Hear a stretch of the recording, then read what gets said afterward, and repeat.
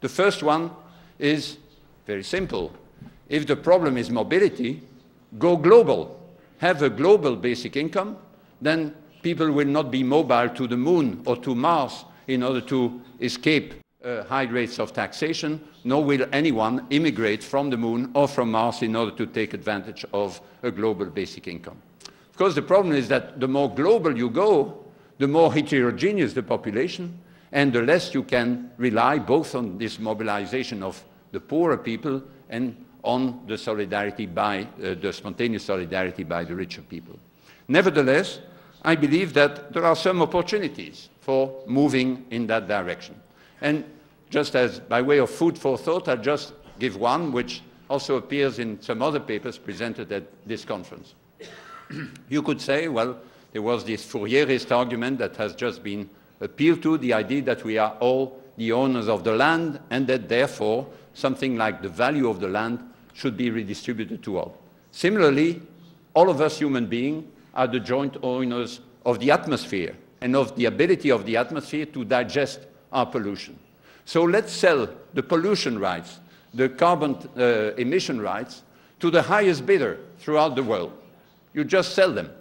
And of course, this will be reflected in the prices of all the goods we buy and that use directly or indirectly carbon, but use the proceeds in such a way that you give to every human being the share in the ownership of this atmosphere.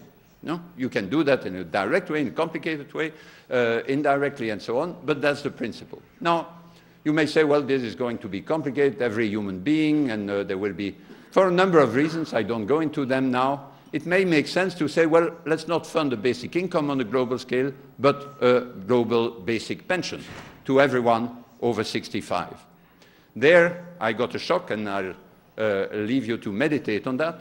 So the little table below indicates who is going, which among a set of parts of the world or countries are going to benefit. If you tax according to the carbon emissions and you redistribute according to the population, you can see that the US will be taxed a lot and receive little in return, 20% of the emissions for less than 5% of the population. If you look at Brazil, Brazil will receive back, it's a bit more than 1% of the emissions, it's nearly 3% of the world population.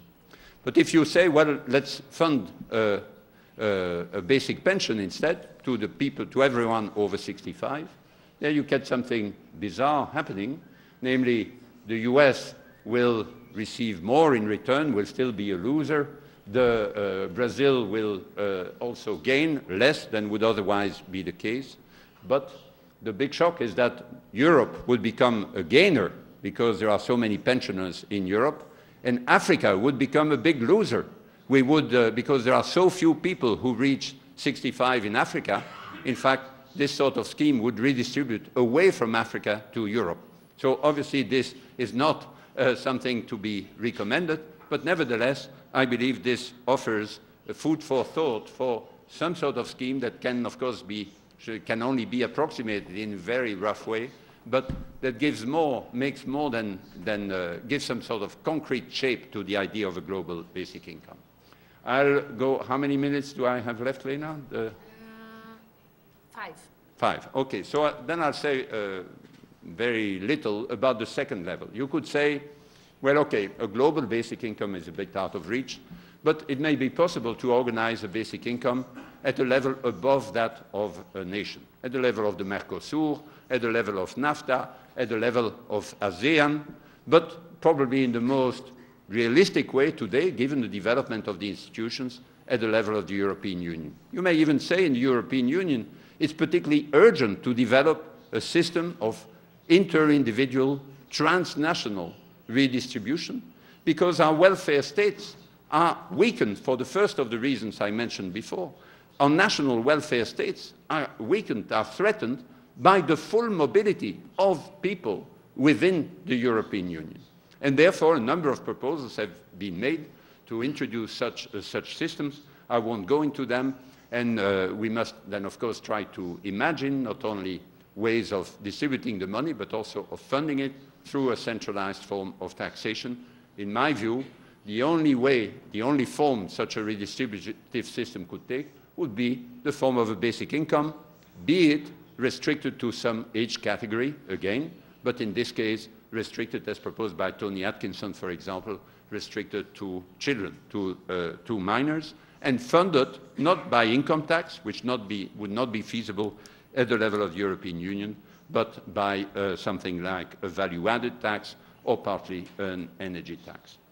Finally, given also the difficulty of getting things going at the level of the European Union, if only because of the lack of a common language that enables people, their associations, to mobilize together in an effective way. So it will take a while for this condition to be realized, and hence also the importance I attach to the spreading of a lingua franca in Europe to empower the weakest group.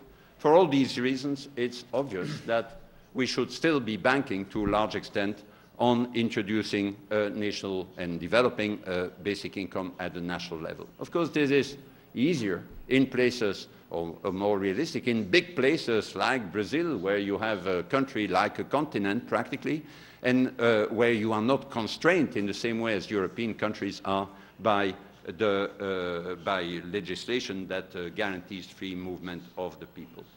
Nevertheless, some measures will be taken to strengthen the possibility of a basic income. The first one is certainly that to some extent you need to protect yourself against the entrance of potential beneficiaries. If they enter massively, you'll be in problem. You'll have to protect yourself against the emigration, or try to discourage the emigration of the contributors, and you'll have to try to deal with heterogeneity. Let me just, among these three things, let me just develop, or say a bit more, not develop, the first one, which is something that struck me for the first time in Brazil. When I came to Brazil, I think it was the first time, maybe the second time, with Eduardo, we went to visit Cristóvão Buarque, who had then introduced the Bolsa Escola, I think, system in the federal district. And to my amazement, he explained that the way in which the system in the federal district was being protected was by having a waiting period of 10 years. 10 years. So people had to starve for 10 years before being entitled to the minimum income. So in the 2004 proposal, so the law on basic income, there is also a limit of 5 years during which people would not be entitled to a basic income.